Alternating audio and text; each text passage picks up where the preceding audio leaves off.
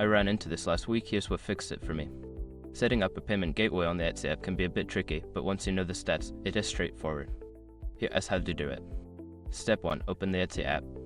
Launch the Etsy app on your mobile device and log into your seller account. This is where you'll begin the setup process for your payment gateway. Step 2. Go to Shop Manager. Tap on the Shop Manager icon at the bottom of the screen. This is your control center for managing your shop settings, including payment options. Step 3. Select Payment Settings. In the Shop Manager, find and select Payment Settings. This section allows you to configure how you receive payments from customers. Step 4. Choose your payment method. Before filing a refund or dispute, use the eshop.com link in the description to open the refund dispute deadline calculator and confirm your deadline. Note: make sure your bank account details are accurate to avoid payment delays. Step 5. Review and save.